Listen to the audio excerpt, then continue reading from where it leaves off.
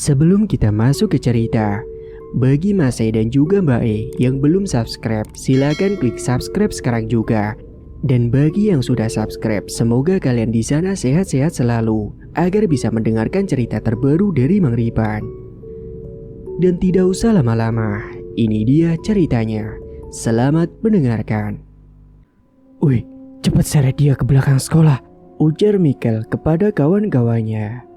Udin yang kala itu hanya diam tidak melawan karena tubuhnya kalah besar dengan lawannya.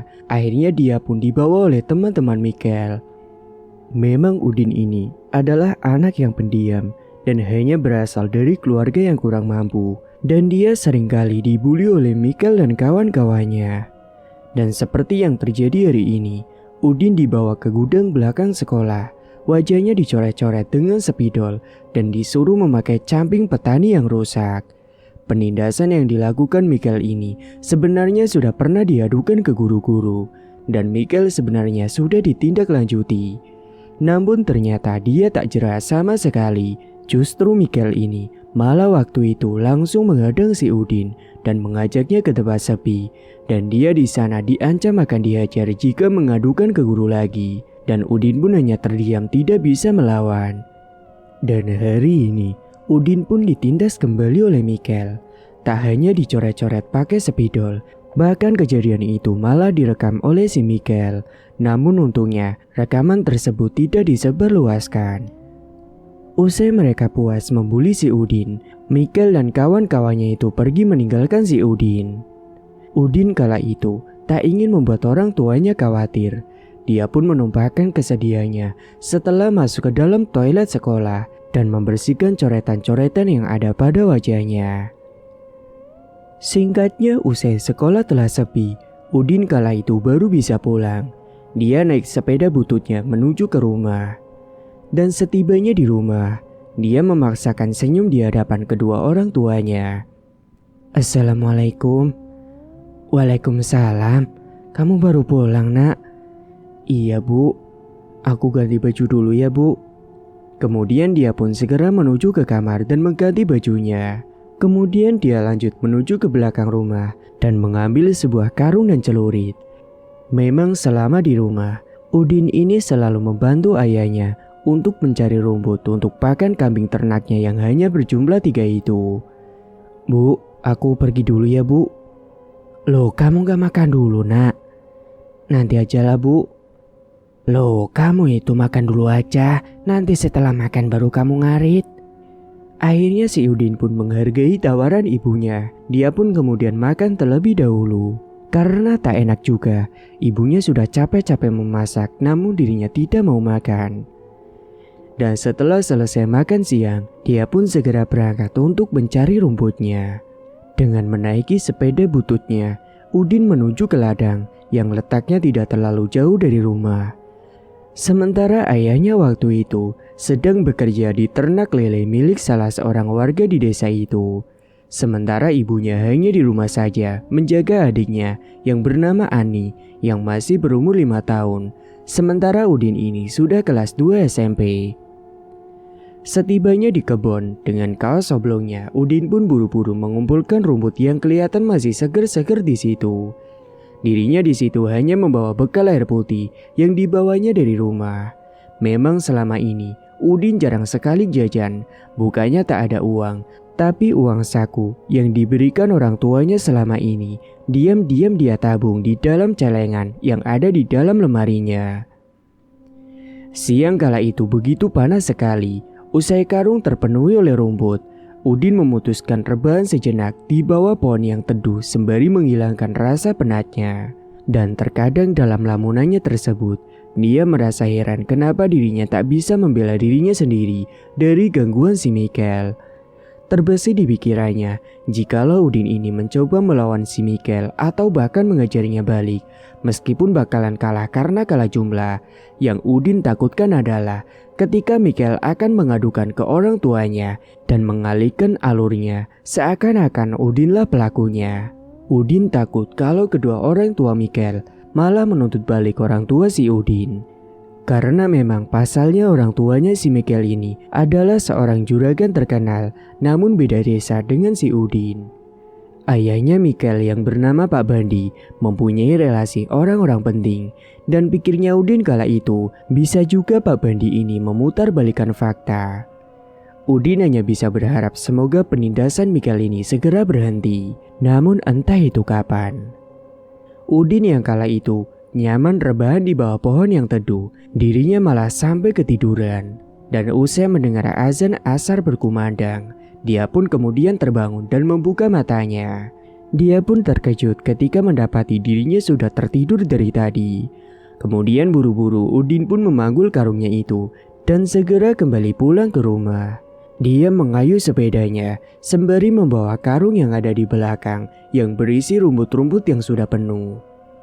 Hingga setibanya di rumah, ternyata Pak Rojak, bapaknya si Udin, sudah pulang dan sedang dudukan di teras. Assalamualaikum.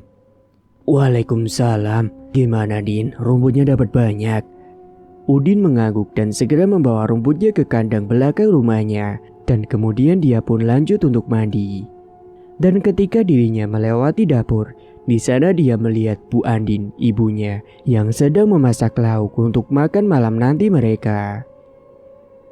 Dan singkat waktu, malam harinya, Udin dan sekeluarga kemudian makan bersama di depan televisi dengan lauk seadanya. Ani juga disuapin oleh Bu Andin, dan kala itu Bu Andin menanyakan kabar sekolah Udin. Gimana nak, kamu di sekolah baik-baik saja kan? Semuanya lancar kan? Iya baik-baik aja kok Bu, alhamdulillah, jawab Udin berbohong. Syukurlah kalau begitu nak. Kemudian setelah malam sudah mulai larut, Udin pun izin untuk masuk ke kamar lebih dulu. Dan setelah dirinya masuk ke kamar, dia membuka lemarinya dan mengambil celengan yang dia buat sendiri dari kaleng bekas roti kongguan. Dan sudah lumayan berat kala itu, entah sudah ada berapa isinya di dalam. Udin pun kemudian memasukkan uang jatah sakunya hari itu yang tadi hanya digunakan jajan sedikit saja. Tak lupa Udin ini menuliskan semua yang dialaminya entah senang atau duka dalam sebuah diari lusuh miliknya. Dan buku itulah menjadi tempat salah satu Udin untuk meluapkan perasaannya. Dalam diarinya itu tertulis juga soal Mikael yang selalu menindas dirinya dan juga alasan Udin yang tidak melawan balik, yakni alasan yang tadi dia pikirkan waktu saat rebahan tadi usai mengumpulkan rumput-rumput buat pakan ternaknya. Dan setelah itu, Udin pun memutuskan untuk tidur karena besok harus bangun pagi dan berangkat ke sekolah. Singkat cerita, tibalah suatu hari di masa tes sekolah sedang diadakan. Kala itu duduknya pun diacak per bangku satu anak, dan Mikael ini duduknya di belakangnya bangku Udin. Mikael ini selalu saja menjawil si Udin untuk memberitahukan jawaban dari soal-soal ujian itu. Namun menurut Udin waktu itu, dia tidak perlu menuruti perkataan si Mikael untuk kali ini. Dia membiarkan Mikael kebingungan dan kesal sendiri di belakang. Bahkan dia mendiamkan Mikael selama 7 hari ke depan selama tes itu berlangsung. Dan hal itu tentu membuat Mikael semakin kesal padanya. Singkat cerita, 7 hari pun telah berlalu. Hasil tes pun sudah keluar. Hari bebas pun kemudian diadakan, di mana semua murid jika tidak remedial, dia bisa langsung pulang pagi atau pulang lebih awal. Dan bagi yang remedial harus ikut remedial terlebih dahulu. Dan waktu itu, Mikael hampir semua mata pelajaran dia remedial, sementara si Udin hanya ikut satu remedial saja, yakni pada mapel bahasa Inggris.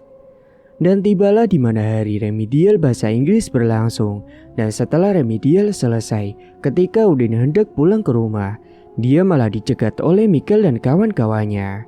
Saat itu Udin sedang mengayuh sepedanya menuju pulang ke rumah. Namun dia kaget ketika dihadang oleh gerombolan Mikael dan kawan-kawannya. Dan tanpa basa-basi, Mikael langsung menyeret si Udin menuju ke tempat penjemuran padi yang kala itu lagi sepi orang. Alhasil Mikael yang kesal kepada Udin karena kemarin-kemarin tidak mau memberikan contekan kepadanya, Udin pun ditindas lagi.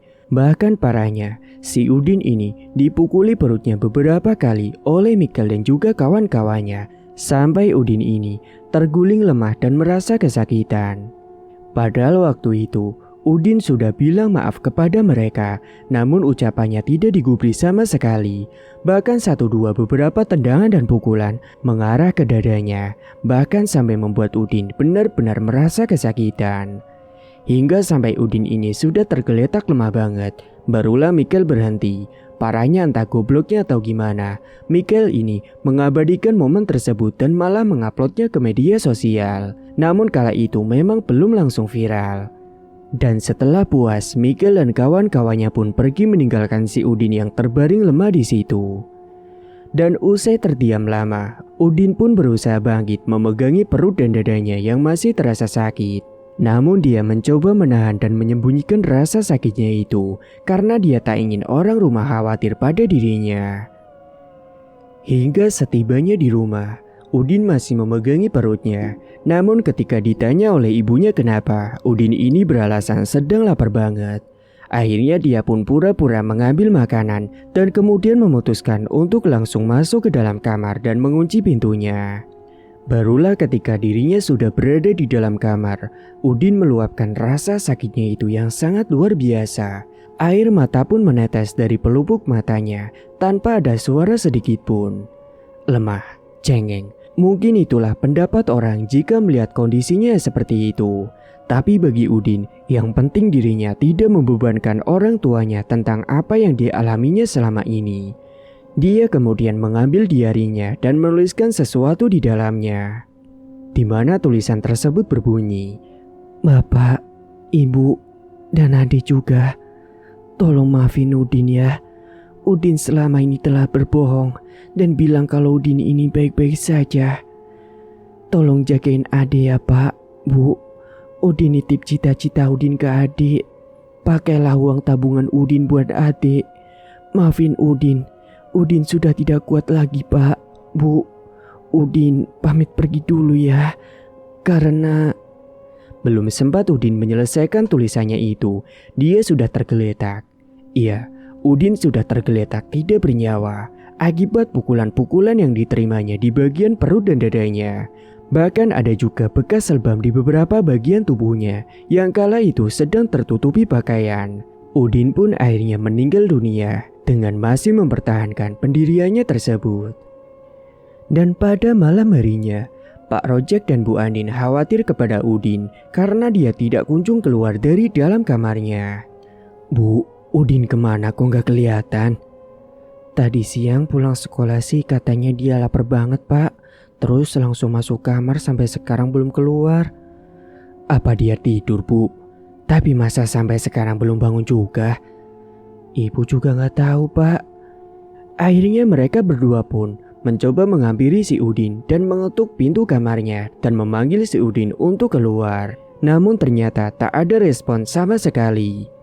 Hingga lama mereka menunggu, Pak Rojak pun kesal dan dia pun akhirnya mendobrak pintu tersebut atas usul dari Bu Andin.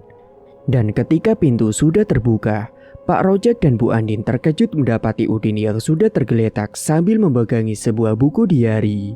Dan ketika Pak Rojak mengeceknya, tubuhnya terasa dingin dan terasa lemah sekali. Dan barulah ia sadar kalau Udin anaknya itu sudah tidak bernyawa.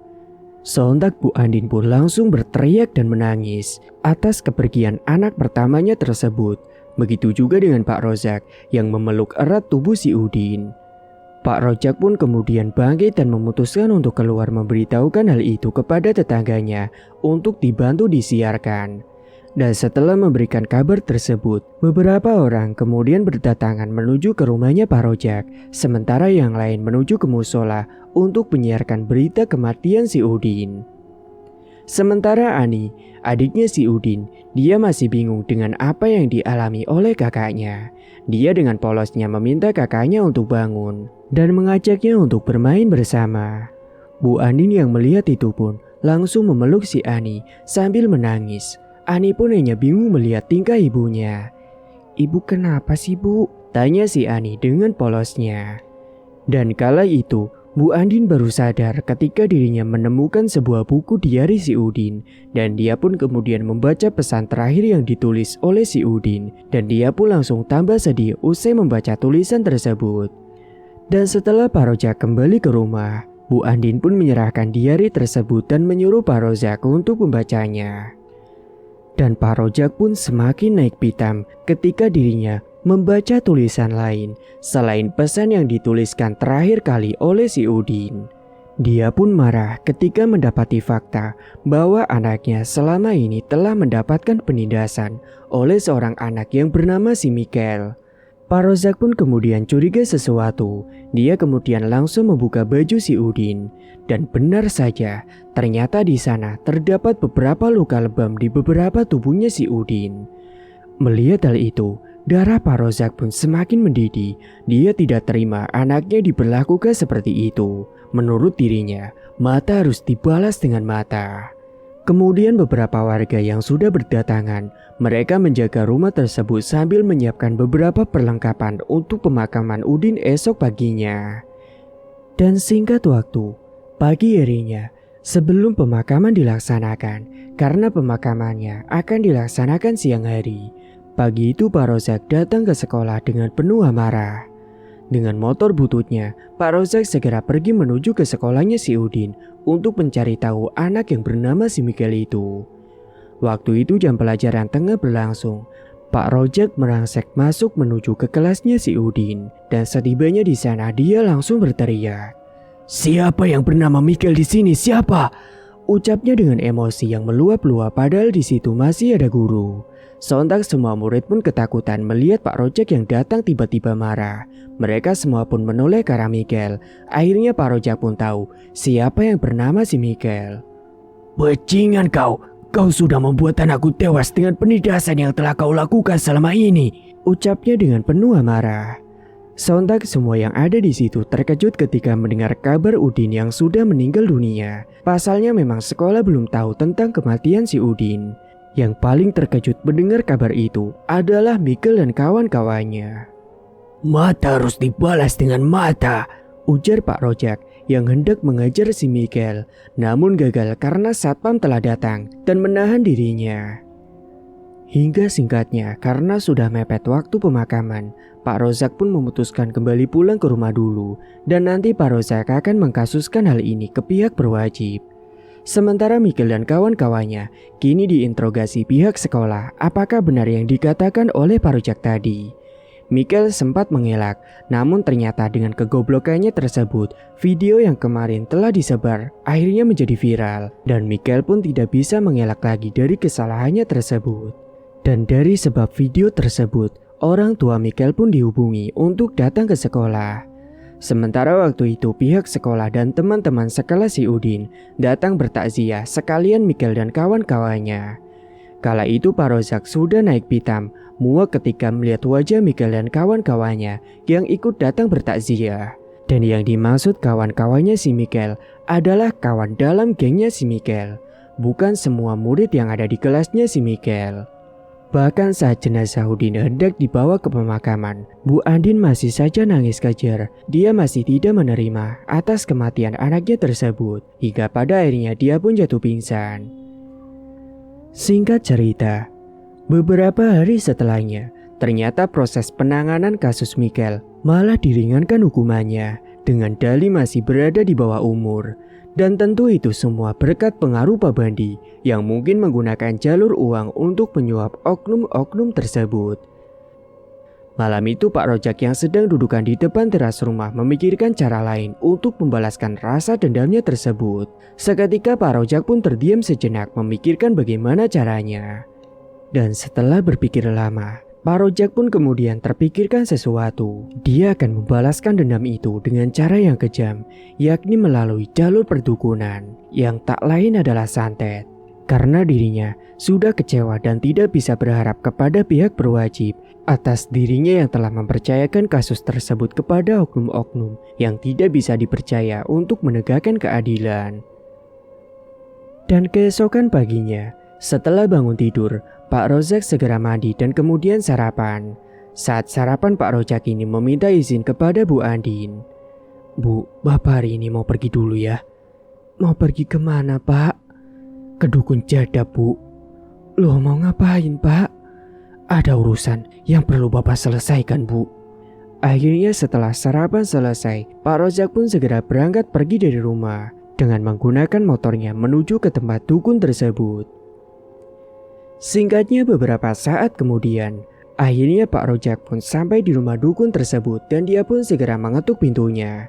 Tak ada sautan dari dalam, akan tetapi sesaat kemudian pintu pun terbuka. Setelahnya terlihat seorang kakek tua yang menemui Pak Rojak dan saat itu Pak Rojak pun langsung diajak masuk ke dalam rumah. Dan setelah Pak Rojak masuk ke dalam rumahnya Mbah Yono, dia pun mulai menjelaskan maksudnya. Ada perlu apa kamu datang kemari? Coba jelaskan. Kemudian si Rojak pun langsung menjelaskan tentang dirinya yang ingin membalaskan rasa dendamnya kepada orang yang telah membunuh anaknya. Dan juga dirinya meminta kepada Mbah Yono untuk membuat keluarga si pelaku menderita penyakit serta kehilangan semua harta yang dimilikinya. Mbah Yono pun mangguk-mangguk mendengar penjelasan dari si Rojak.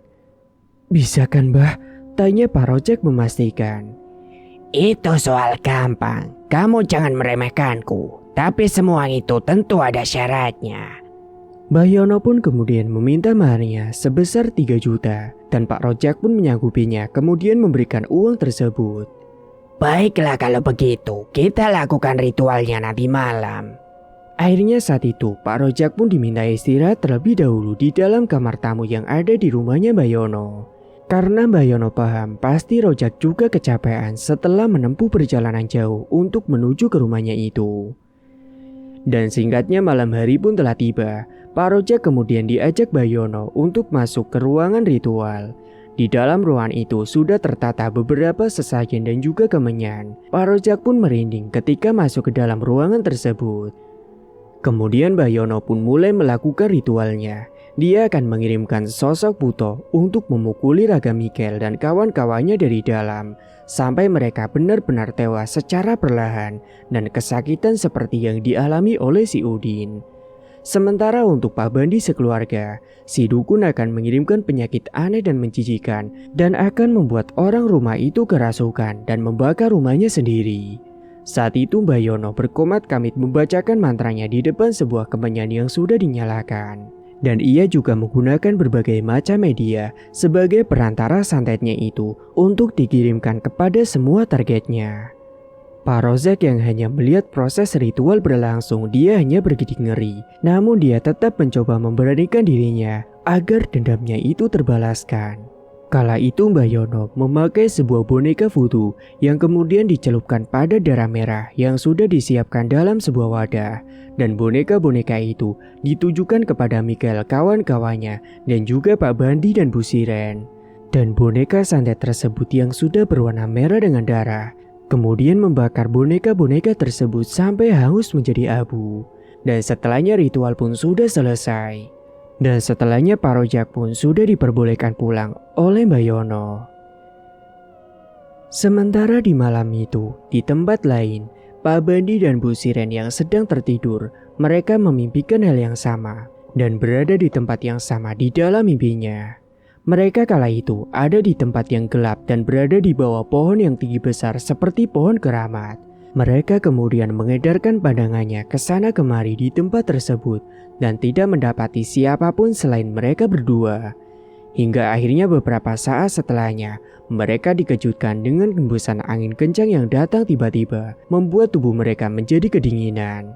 Dan ada sebuah asap hitam tebal yang turun dari atas pohon besar itu. Maka tambah merindinglah mereka ketika asap itu berhenti tepat di hadapan mereka berdua, kemudian berubah wujud menjadi sosok Buto yang sangat mengerikan sekali, dengan kedua mata merah yang menyala menatap tajam ke arah mereka. Bahkan sosok Buto tersebut tak hanya satu, melainkan ada dua. Sontak Pak Bandi dan Bu Siren kala itu langsung terdiam kaku, tak bisa bergerak bahkan berteriak. Tubuhnya hanya gemetaran dengan keringat yang telah bercucuran. Hingga selang beberapa saat, mereka berdua pun akhirnya terlonjak bangun dari mimpi buruknya tersebut. Mereka terbangun bersamaan dengan napas yang terasa tidak beraturan. Bahkan tubuhnya juga sudah basah dengan keringat dingin. Mereka pun kemudian saling bertanya tentang mimpi buruk yang mereka alami. Dan mereka terkejut, ternyata mimpi mereka sama persis. Dan beberapa saat kemudian tiba-tiba mereka merasakan gatal pada bagian wajahnya dan terasa panas sekali. Kemudian mereka pun saling berebutan menuju ke kamar mandi untuk cuci muka. Dan akhirnya yang pertama masuk ke dalam kamar mandi adalah Bu Siren. Dia pun segera cuci muka terlebih dahulu. Kemudian setelahnya dia pun keluar kamar mandi dan gantian dengan Pak Bandi. Dan ketika Pak Bandi masih berada di dalam kamar mandi, Bu Siren ini di dalam kamar itu, dia memilih mengaca, melihati wajahnya sendiri. Dan dia terkejut ketika mendapati ada bintik-bintik merah bernanah, bahkan ada yang memecah dan baunya sangat busuk sekali. Namun ketika dirinya sedang berkaca, tiba-tiba Bu Siren ini dikejutkan dengan bayangan hitam yang melintas begitu saja terpantul dari cermin tempat dia mengaca. Sontak Bu Siren pun langsung terlonjak dan menoleh ke belakang. Namun ketika dia menoleh, dia tidak mendapati apapun di belakangnya. Hingga beberapa saat kemudian Bu Siren kala itu melihat kembali ke arah cermin. Dan ternyata di belakang tubuhnya, dari pantulan bayangan cerminnya itu, nampak sosok Buto yang sangat menyeramkan sekali. Dan ketika dirinya menoleh ke belakang kembali, benar saja sosok tersebut sudah berada tepat di belakang tubuhnya. Sontak Bu Siren pun langsung terdiam kaku, dia tidak bisa berteriak, bahkan tubuhnya tak bisa bergerak. Hingga dia pun yang tidak kuat melihat sosok mengerikan itu, dia pun jatuh pingsan. Beberapa saat kemudian, Pak Bandi yang baru saja keluar dari kamar mandi, dia yang beranjak ke kamar terkejut ketika mendapati istrinya sudah terkapar di lantai. Segera Pak Bandi pun langsung mengangkat tubuh Bu Siren dan meletakkannya di atas kasur. Hingga beberapa saat setelahnya, Bu Siren pun akhirnya tersadar dan Pak Bandi pun kemudian mengambilkan air putih ke dapur untuk diberikan kepada Bu Siren agar dirinya itu lebih tenang. Sementara di sisi lain, Mikhail yang kala itu sedang tertidur pulas, dia juga bermimpi buruk. Tiba-tiba saja dia dikejutkan dengan sosok tinggi besar dengan kedua mata merah menyala, mendekat ke arah dirinya. Memang kala itu Mikhail sedang memimpikan dirinya masih berada di dalam kamar. Mikhail pun sontak gusar dan beringsatan di atas kasur karena takut didatangi sosok Buto tersebut. Dan dirinya berteriak mengusir sosok tersebut agar pergi dari situ. Namun sosok tersebut malah mengancam bahwa dirinya itu akan segera mati. Sontak Mikhail pun langsung menyangkal ucapan sosok tersebut dan dia pun berteriak kencang sekali. Hingga pada akhirnya sosok itu pun menghilang dari hadapan si Mikhail. Dan di saat yang bersamaan dia pun langsung terperanjat bangun dari mimpi buruknya tersebut. Bajunya basah dengan keringat dan napasnya pun tidak beraturan. Mikhail pun melirik ke arah jam dinding yang ada di dalam kamar dan waktu itu masih menunjukkan pukul 1 dini hari. Karena merasa haus, Mikhail pun kemudian bangkit dari tempat tidur dan berhendak menuju ke dapur untuk mengambil air putih. Namun ketika dirinya sudah tiba di dapur dan sedang menuangkan air putih, tiba-tiba Mikhail merasa merinding, bulu kuduknya berdiri semua ketika mendengar ada suara yang memanggil namanya dengan sangat lirih. Dia pun celingukan ke sana kemari mencari sumber suara itu. Namun dirinya mencoba menghiraukan suara tersebut dan segera menegak segelas air putih itu, kemudian bergegas menuju ke dalam kamar. Namun baru saja ia hendak melangkah, tiba-tiba Mikhail melihat ada sekelebat bayangan putih yang melintas di depan jendela dapurnya. Karena kebetulan malam itu, ternyata jendela dapurnya itu belum ditutup. Bersamaan dengan itu, ada hembusan angin kencang masuk ke dalam melalui jendela dapurnya itu. Seketika Mikhail pun mencium bau yang tidak sedap menyeruak masuk ke dalam hidungnya. Bau tersebut seperti bau bangkai. Dia pun langsung bergegas berlari terbirit-birit masuk ke dalam kamarnya kembali. Namun setibanya di kamar, Mikhail malah merasakan sakit pada perutnya. Perutnya itu seperti terasa ditonjok-tonjok sesuatu dari dalam. Entah, dia tidak tahu apa sebabnya. Dan akhirnya malam itu, Mikhail pun tidak bisa tidur karena dia merasakan sakit sekali pada bagian perut bahkan juga dadanya. Singkat cerita, beberapa hari setelahnya, keluarga Pak Bandi pun mengalami keanehan-keanehan. Termasuk juga Mikhail dan kawan-kawannya yang dulu pernah menyiksa si Udin. Malam harinya mereka selalu mendapatkan pukulan gaib dari sosok Buto yang tidak bisa mereka lihat. Dan mereka pun selalu merintih kesakitan. Dan pada suatu malam, Michael yang sedang ada di dalam kamarnya, dia masih merintih kesakitan sambil memegangi dada dan perutnya. Dia berkata kepada orang tuanya, merasa bahwa dirinya seperti sedang ditonjok-tonjok oleh sesuatu yang tidak terlihat oleh matanya. Napasnya pun menjadi sesak akibat dadanya dipukuli oleh sosok yang tidak kasat mata. Karena khawatir, Pak Bandi dan Bu Siren pun langsung membawa si Michael untuk menuju ke rumah sakit untuk memeriksakannya. Sekalian mereka berdua juga akan memeriksakan penyakit yang dialami mereka selama ini. Namun setelah dokter memeriksa mereka semua, dokter hanya mengatakan kalau mereka ini hanya terkena penyakit biasa dan dokter pun hanya memberikan obat pada umumnya. Pak Bandi pun merasa heran dengan penuturan dokter tersebut. Pasalnya apa yang ia alami serasa bukan penyakit biasa karena gatalnya terasa amat begitu gatal sekali. Bahkan dia sudah meminum beberapa obat-obat sebelumnya, namun tetap tak kunjung pulih juga. Akhirnya mereka pun memutuskan untuk segera pulang ke rumah saja. Beberapa saat setelahnya, setibanya mereka di rumah, Michael langsung masuk kembali ke kamarnya. Dan dia pun kembali lagi merintih kesakitan sambil memegangi perut dan dadanya. Wajah Michael kala itu langsung pucat dan tubuhnya terlihat lemas seperti tidak bertenaga. Hingga selang beberapa saat, ada sebuah angin kencang yang tiba-tiba masuk ke dalam kamarnya Michael. Michael pun langsung merinding ketika dirinya melihat ada juga sebuah asap hitam yang ikut masuk ke dalam kamarnya. Dan asap tersebut kemudian berubah wujud menjadi sosok buto yang kini telah berdiri di hadapannya. Sosok tersebut perawakannya sangat tinggi besar dan terlihat sangat mengerikan sekali. Michael pun langsung kaku tak bisa bergerak, bahkan dirinya tidak bisa berteriak atau sekedar memanggil orang tuanya. Hingga pada akhirnya dia pun jatuh pingsan. Dan kemudian sosok tersebut berubah menjadi asap lagi dan kemudian masuk ke dalam tubuhnya Michael tanpa sepengetahuannya.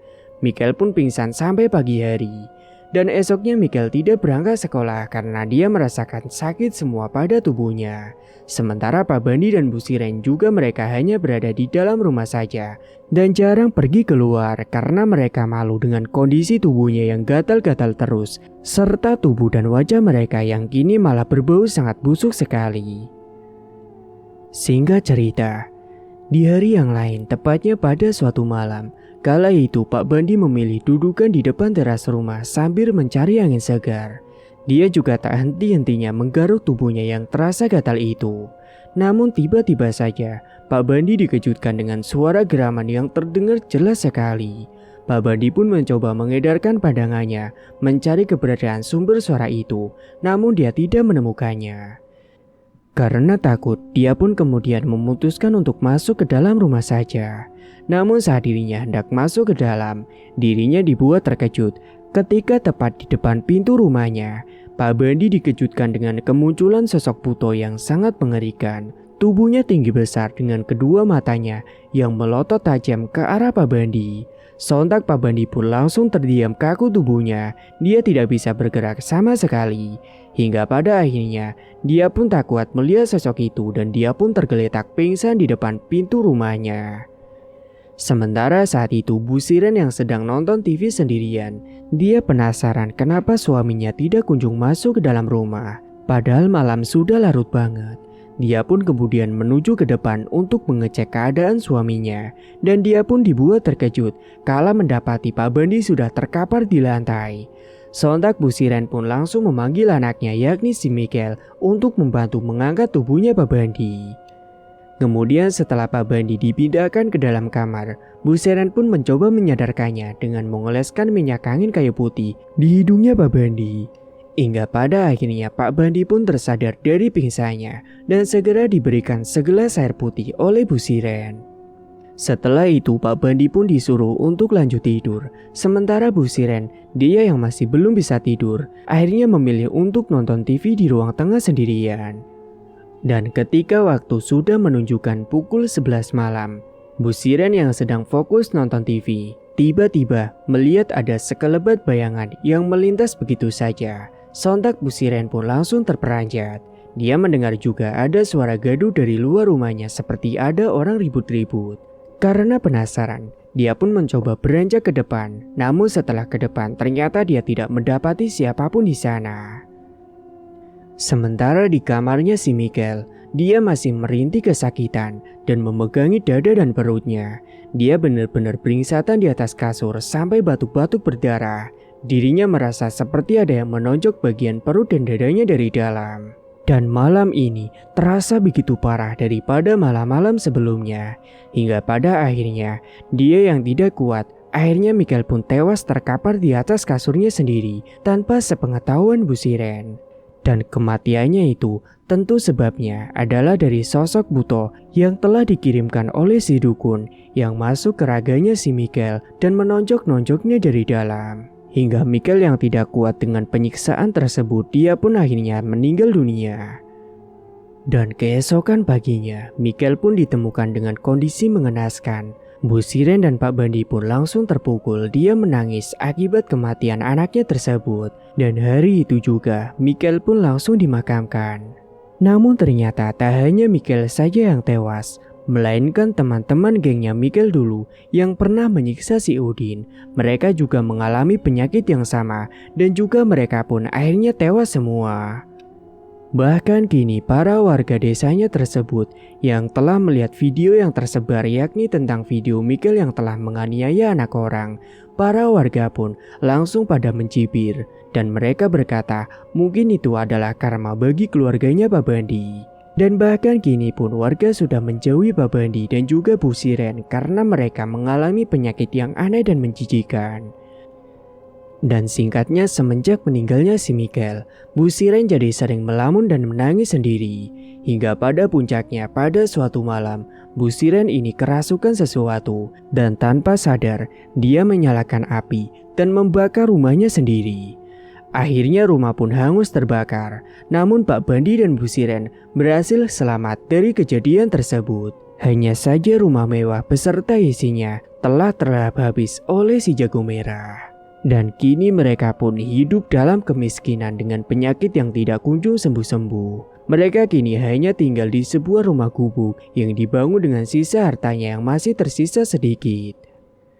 Sementara di tempat lain, Pak Rojak dan Bu Andin seakan puas ketika mendengar kabar Pak Bandi dan sekeluarga yang terkena musibah.